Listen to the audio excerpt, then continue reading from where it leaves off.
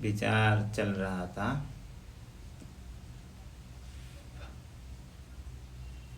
द्वितीय श्लोक में, क्षेत्रज्ञं चापि मां विद्धि सर्वक्षेत्रेषु भारत, क्षेत्र क्षेत्रज्ञयोर्ज्ञानं यत्तज्ज्ञानं मतं मम।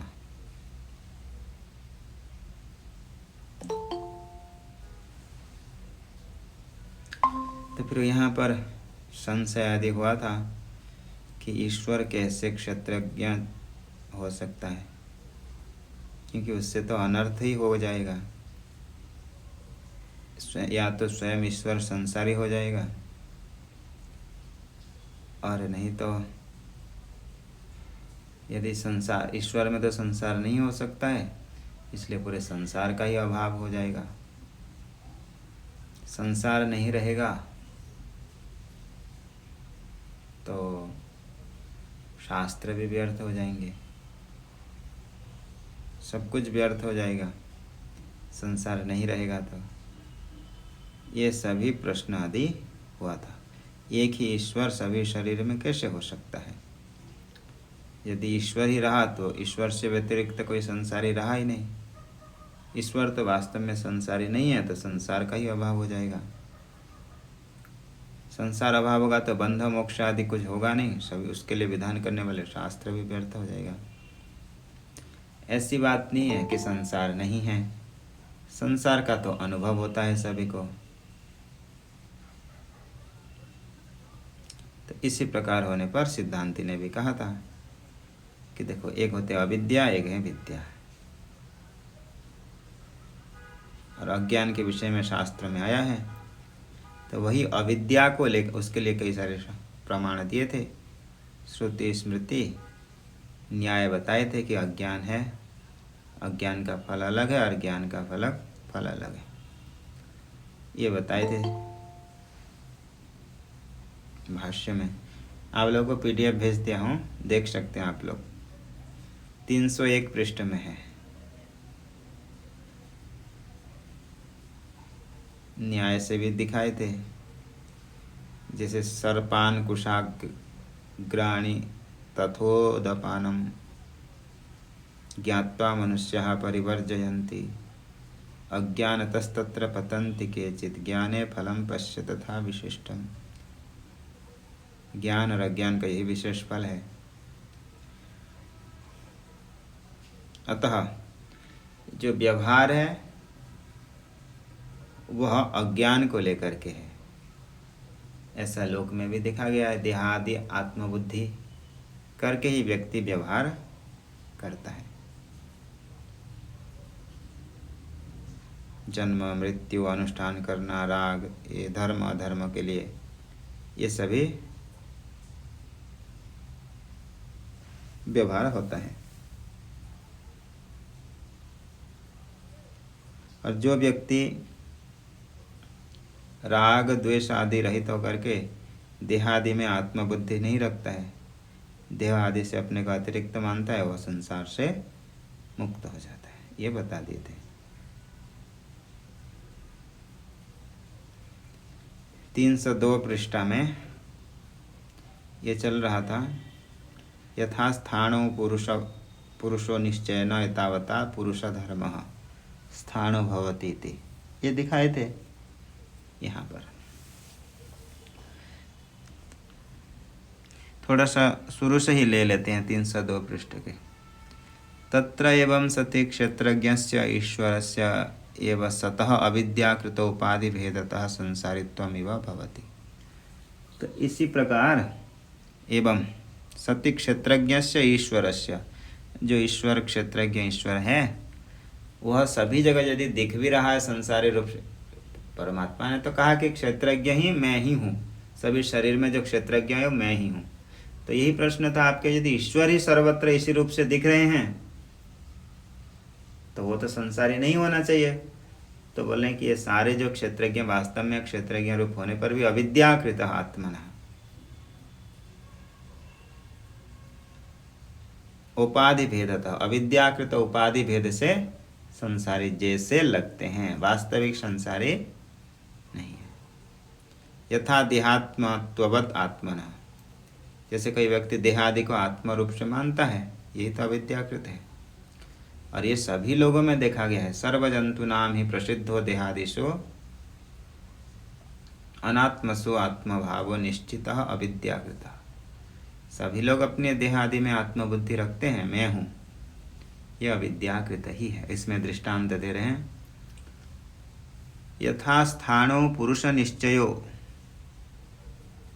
न च एतावता पुरुष धर्म स्थाणो भवति।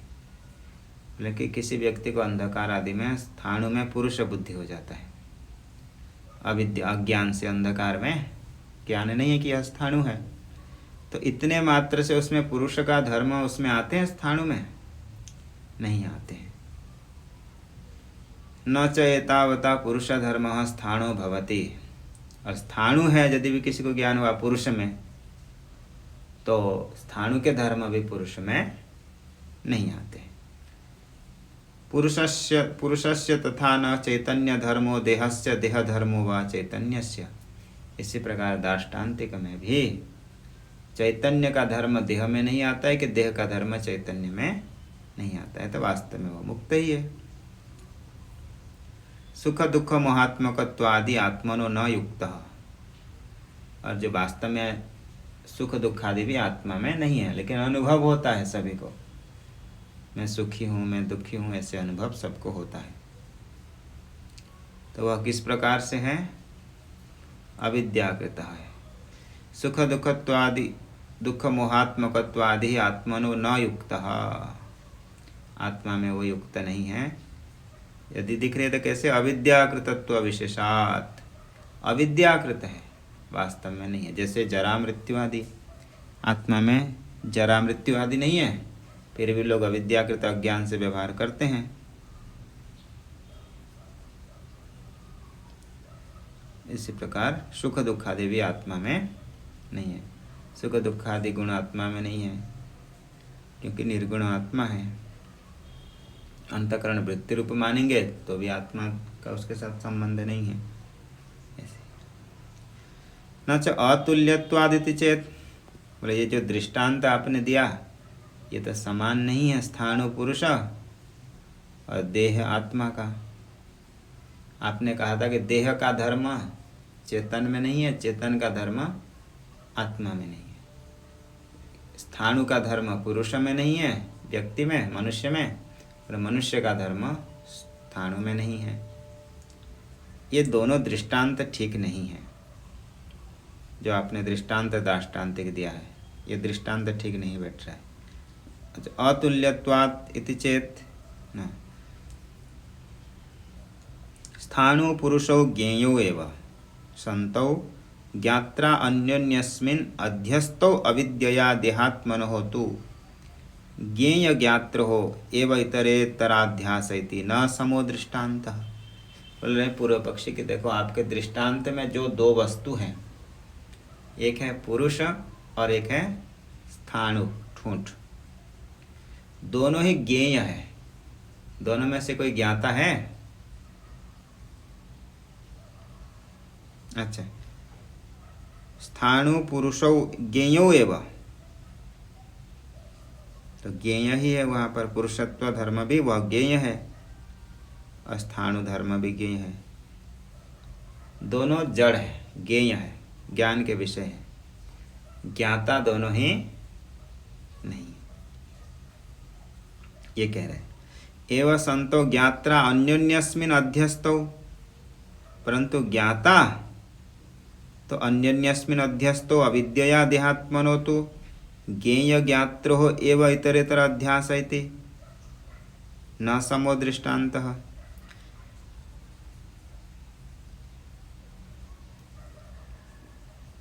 एवं संतौ ज्ञात्रा, जो ज्ञाता के द्वारा ज्ञेय ज्ञात्र हो, एक है ज्ञेय शरीर और उसको जानने वाले आत्मा है ज्ञाता। ये दोनों का अन्योन्यस्मिन् एवं इतरेतर अध्यास इति न समो दृष्टान्तः, ये दोनों समान दृष्टांत नहीं हो सकता है। अतो देह धर्मो ज्ञेयः अपितु ज्ञातुः आत्मनो भवति इति चेत।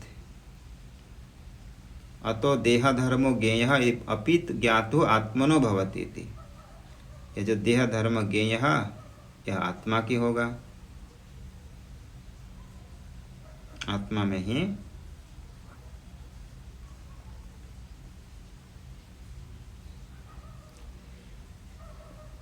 अविद्यया देहात्मनो हो तो ज्ञेय ज्ञात्रो हो एवं ज्ञेय और ज्ञाता का ही होगा।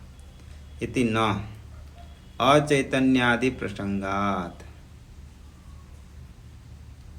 यद अचैतन्यादि प्रसंगात, क्योंकि यदि ज्ञेयस्य देहादेः क्षेत्रस्य धर्मः,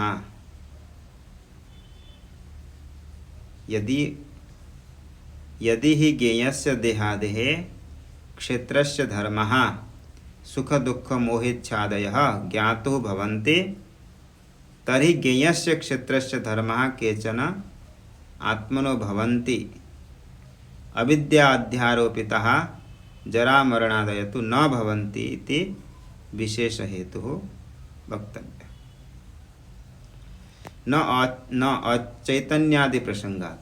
सिद्धांति ने कहा था कि दोनों ही ज्ञेय हैं। ये पूर्व पक्षी ने प्रश्न कहा था कि दोनों ही ज्ञेय हैं, वहां तो ज्ञाता नहीं है। तो उसके ऊपर सिद्धांत कहते यदि ही ज्ञेयस्य देहादेह क्षेत्रस्य धर्मः सुख दुःख मोहिच्छादयः, जो सुख है, दुख है, मोह, इच्छा, ये सभी ज्ञेय देह जो क्षेत्र का है। ज्ञातो भवन्ति तर्हि ज्ञेयस्य क्षेत्रस्य धर्मः केचन आत्मनो भवन्ति। पूर्ण विरामादि एक यदि ज्ञेयस्य देहादेह क्षेत्रस्य धर्मः सुख दुःख मोहेच्छादयो ज्ञातो भवन्ति, तर्हि ज्ञेयस्य क्षेत्रस्य धर्मः केचन आत्मनो भवन्ति इति अध्यारोपिता जरा मरणादयः। तो यहाँ पर कह रहे हैं कि यदि ये ज्ञेय शरीर आदि का जो क्षेत्र का यदि धर्म सुख दुःख मोह आदि, यदि ज्ञातु आत्मा का कुछ धर्म होते, तर्हि तब ज्ञेयस्य क्षेत्रस्य धर्मः, जो ज्ञेय क्षेत्र का धर्म आत्मा के भी आत्मनि अध्यारोपिता भवन्ति, यदि भी होते हैं तो वो अविद्या से अध्यारोपित होकर के ही होते हैं। भवन्ति अविद्या अध्यारोपिता जरा मरणादय तो न भवन्ति इति विशेष हेतु वक्तव्य। फिर तुमको यहाँ कहना पड़ेगा कि अविद्या से जो जरा मरण आदि ये नहीं होते हैं, इसके लिए तुमको कहना पड़ेगा, कारण बताना पड़ेगा। सिद्धांति क्या कह रहे हैं देखिए, यदि आप यह सिद्ध करना चाहते हो कि सुख दुख आदि मोह एक क्षेत्र का धर्म है, यदि आप इसको ज्ञाता आत्मा के धर्म मानोगे तो आपको ये भी बताना पड़ेगा कि जो अविद्या से जरा मरण आदि भी है ये नहीं होते हैं आत्मा में। ये आप कैसे सिद्ध करोगे? जैसे हम कह रहे हैं कि जो सुख दुख आदि हैं वह आत्मा के धर्म नहीं है, अपितु किसके धर्म हैं? शरीर के धर्म है। क्यों? अविद्याकृत होने से। जैसे जरा मरण आदि है, जरा बुढ़ापा और मृत्यु, ये आत्मा में नहीं होती है, अविद्या से आरोप करते हैं। यदि आप कहोगे कि सुख दुख आदि यदि आत्मा के धर्म हैं, शरीर के धर्म नहीं है, ये कहोगे तो आपको ये भी कहना पड़ेगा कि जरा मरण आदि आत्मा के धर्म क्यों नहीं होंगे। यहाँ पर आपको विशेष कारण बताना पड़ेगा। यदि हि ज्ञेयस्य देहादेः क्षेत्रस्य धर्मः सुख दुख मोहिच्छादयोः ज्ञातो भवन्ति, ज्ञाता के होंगे, तर्हि ज्ञेयस्य क्षेत्रस्य धर्मः केचन आत्मनो भवन्ति, तो कुछ क्षेत्र के धर्म आत्मा के होए, ऐसे होते हैं। अविद्या अध्यारोपित, अविद्या से आरोपित करके होते हैं। तो वह कौन? जरा मरणादय तो न भवन्ति, लेकिन जरा मृत्यु आदि आत्मा के धर्म नहीं होते हैं। बोले क्यों नहीं होते हैं? इसमें आपको कारण बताना पड़ेगा। न भवन्ति इति अस्ति अनुमानम, बोले नहीं होते हैं, अर्थात हमारे पास तो अनुमान है कि न भवन्ति ही, बोले कि ये आत्मा के धर्म नहीं होते हैं। कौन? जरा मरण आदि आत्मा के धर्म नहीं होते हैं। बोले इसमें क्या प्रमाण है? अस्ति ही अनुमानम प्रमाणम, इसमें अनुमान प्रमाण है। अविद्याध्यारोपितत्वात् जरादिवत् इति हेयत्वाद उपादेयत्वात् च इत्यादि। तो ये अनुमान से सिद्ध हो जाएगा कि हम अनुमान से सिद्ध कर देंगे कि वह आत्मा के धर्म नहीं है। जैसे जरा मृत्यु आदि है, इसको दृष्टांत देकर के हम अनुमान से सिद्ध कर देंगे कि आत्मा के धर्म सुख दुख आदि नहीं है। लेकिन तत्र एवं सति कर्तृत्व भोक्तृत्व लक्षण संसारो ज्ञेयस्थो ज्ञातरि अविद्यया अध्यारोपित इति। तो इससे क्या सिद्ध हुआ कि जो भी धर्म है वह सब अविद्या से अध्यारोपित है, वास्तविक में उसमें ज्ञाता में नहीं है। तत्र एवं सति, इस प्रकार निश्चय होने पर कर्तृत्व भोक्तृत्व लक्षण संसार, जो संसार है वह ज्ञेयस्थ ज्ञातरि अविद्यया, ज्ञेय स्थित जो ज्ञाता में है, ज्ञेयस्थ ज्ञातरि शरीर में रहने वाले जो ज्ञाता आत्मा में किस प्रकार से है? अविद्यया अध्यारोपित इति, अविद्या से अपने में आरोपित है आत्मा में। न तेन ज्ञातो किंचित दुष्यति, इतने मात्र से उस ज्ञाता का कोई दोषण दोष आदि नहीं हो जाएगा। यथा बाल ही अध्यारोपितेन आकाशस्य तलमलिनत्वादिना, जैसे बालक लोग बाल बुद्धि के होते हैं तो कहते हैं कि आकाश आज मलिन है, आकाश नील है, आज आकाश कढ़ाई के जैसे काला दिख रहा है, ऐसे कहते हैं। इति बात, यदि कोई उसमें आरोप करके कहे तो इसमें कोई हानि नहीं। एवं च सति सर्वक्षेत्रेषु अपि सतो भगवतः क्षेत्रज्ञस्य ईश्वरस्य संसारित्व गंधमात्रमपि न आशंक्यम। इसी प्रकार सभी क्षेत्र में परमात्मा ईश्वर होने पर भी उसमें संसार का गंध भी नहीं है, क्योंकि वास्तविक तो आत्मा में कोई संसार है ही नहीं। नहीं क्वचिदपि लोके अविद्याध्यस्तेन धर्मेण कस्यचित् उपकारो अपकारो वा दृष्टः। और लोक में यह सिद्ध है कि अविद्या परिकल्पित वस्तु से कभी भी किसी वस्तु का उपकार और अपकार नहीं दिखा गया है। किसी व्यक्ति को भ्रम हो रहा है कि चांदी का बहुत बड़ा टुकड़ा है, सुक्ति में रजत दिख रहा है चांदी, तो उसको वहाँ पर चांदी नहीं मिल जाता है। नहीं क्वचिदपि लोके अविद्या अध्यस्तेन धर्मेण, उसको कोई रजत मान लेने से उसको बहुत बड़ा लाभ नहीं हो जाएगा, अथवा अपकार भी नहीं होता है। इसलिए ईश्वर में सारा संसार तो है ही नहीं, तो सभी क्षेत्र में क्षेत्रज्ञ रहने पर भी उसका कोई हानि नहीं होगा। और सिद्धांति कह रहे हैं कि आज जो आपने कहा था कि दृष्टांत दोनों समान नहीं था, स्थाणु पुरुष का दृष्टांत, आत्मा चैतन्य का दृष्टांत, जो दाष्टान्तिक दृष्टांत दिया गया था वो समान नहीं है।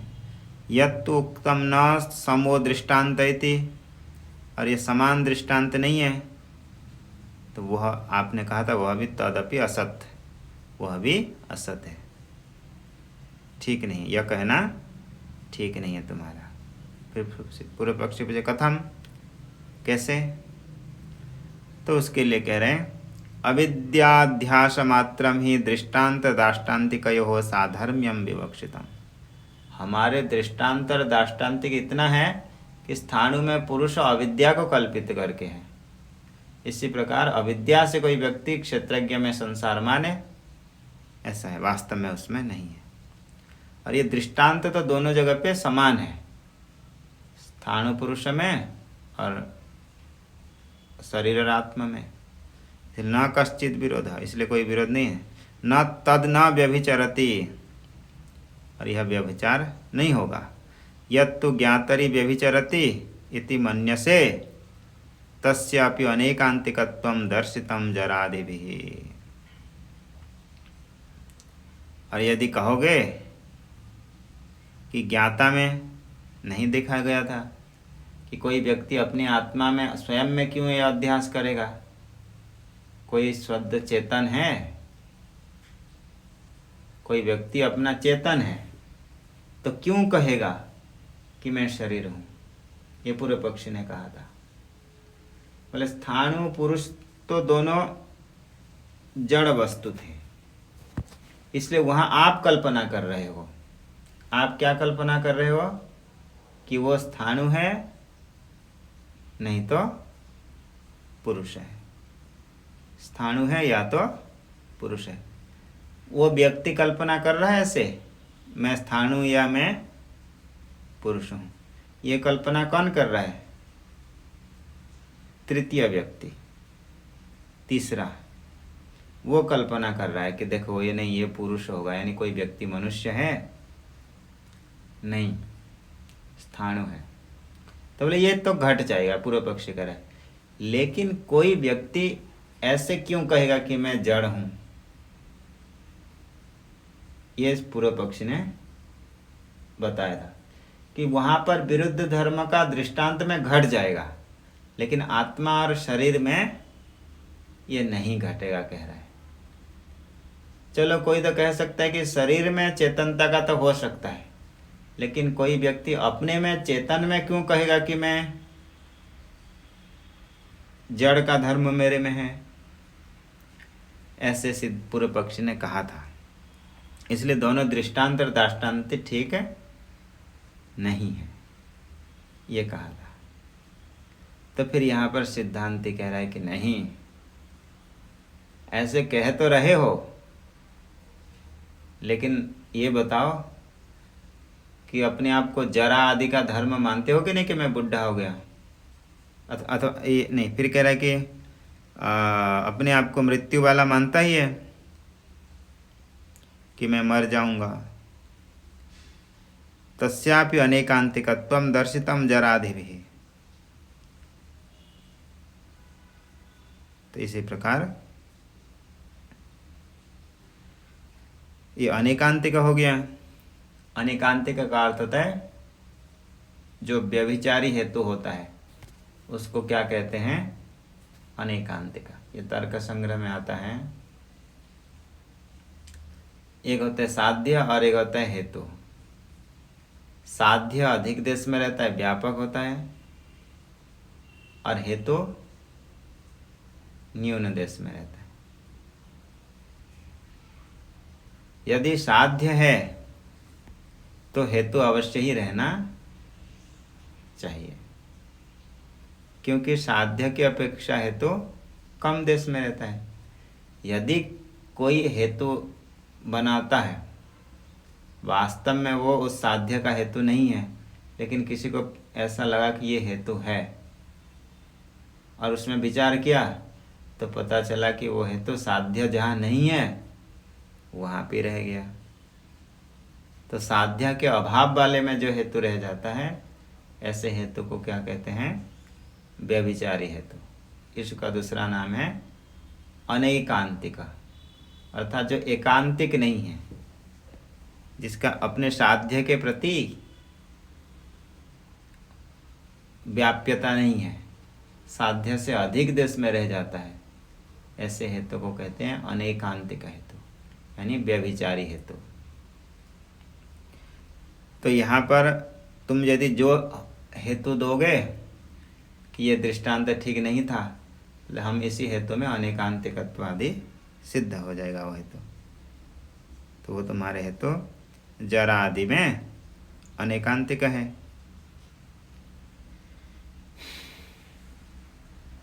इसलिए ये हेतु ठीक नहीं है।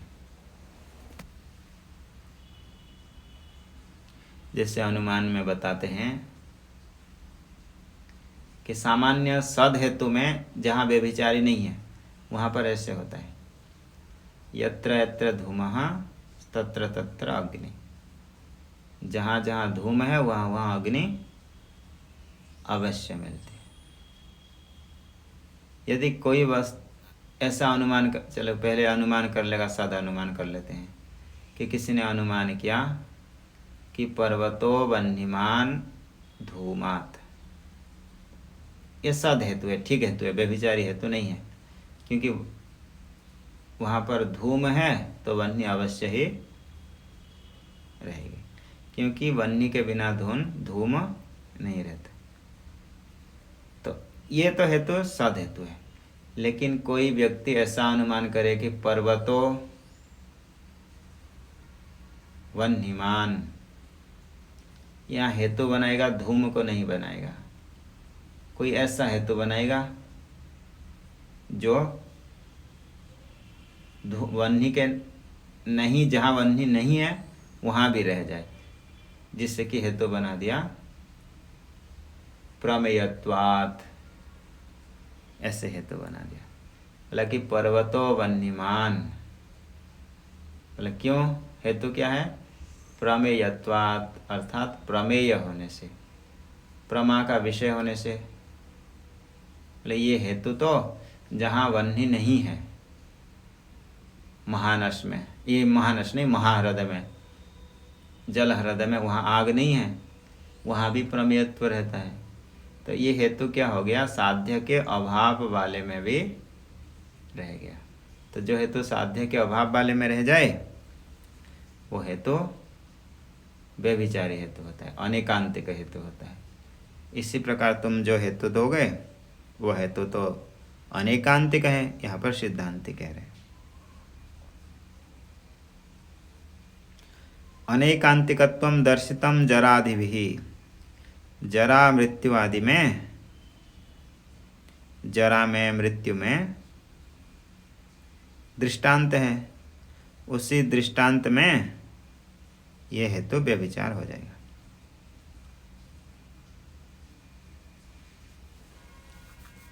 अनुमान का स्वरूप तो इसमें मूल में नहीं है, टीका आदि ग्रंथों में दिया होगा। इसको देख के फिर कल थोड़ा बताएंगे, ठीक से बताएंगे क्या अनुमान स्वरूप क्या होगा इसका, अनुमान वाक्य संस्कृत वाले टीका ग्रंथों में दिया होगा। तो यहीं तक करते हैं, आगे विचार करेंगे कल। ओम पूर्णमदः पूर्णमिदं पूर्णात् पूर्णमुदच्यते पूर्णमादाय पूर्णमेवावशिष्यते।